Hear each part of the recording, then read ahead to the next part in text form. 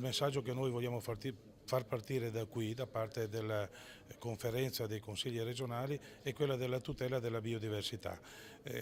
Io mi ricordo lo slogan dei 150 anni era l'unità nella diversità. Noi vorremmo coniare un nuovo slogan, l'unità nella biodiversità, cioè il mantenimento e la riscoperta di quelli che sono, nel caso specifico del vino, vitigni autoctoni un po' dimenticati, andati in disuso, ma che sono ancora di enorme qualità e di enormi possibilità economiche. Tanti giovani che hanno iniziato l'attività agricola in questo settore li stanno riscoprendo e li stanno valorizzando.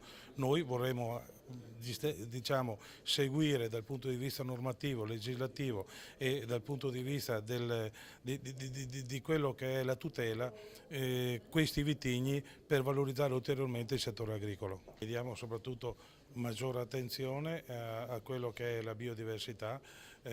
Ci sono dei progetti, dei protocolli a livello comunitario che guardano al 2020, che guardano addirittura al 2050.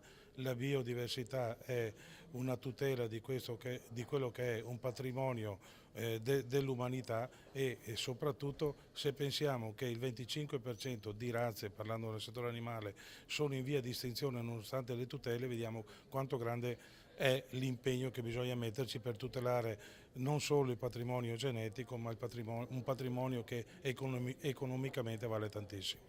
Ho rappresentato anche alla luce di un'esperienza la necessità di creare un forte raccordo con le assemblee legislative. Siamo nella fase di avvio della programmazione, ormai i documenti sono quasi già realizzati, però c'è una fase più politica che è quella della programmazione, della pianificazione e quindi la necessità di avere un forte raccordo con le assemblee legislative per avere un indirizzo verso cui muovere la nuova programmazione 2014-2020 nel settore agricolo. Quindi una bella opportunità, una sede di confronto, puntare sull'agroalimentare di qualità e quello del settore vitivinicolo. Se pensiamo che oggi in un momento di forte contrazione dei consumi siamo stati capaci di portare su export circa 5 miliardi e mezzo, significa che l'impresa in un momento di contrazione dei consumi è stata capace di strutturarsi, di organizzarsi, di guardare a nuovi mercati e di guadagnare nuovi mercati, di conquistare nuovi mercati. Quindi questa impresa va sostenuta. Il nostro ispettorato centrale della repressione frode oggi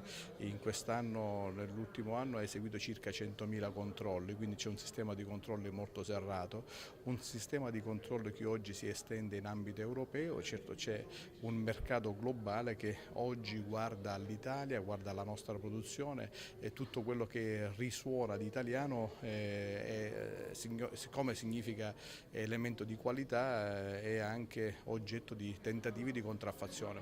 Quindi in ambito comunitario abbiamo fatto molto, ma vogliamo fare molto anche in ambito extracomunitario per tutelare il nostro prodotto, le nostre denominazioni di origine, quindi la qualità nel senso più ampio del termine.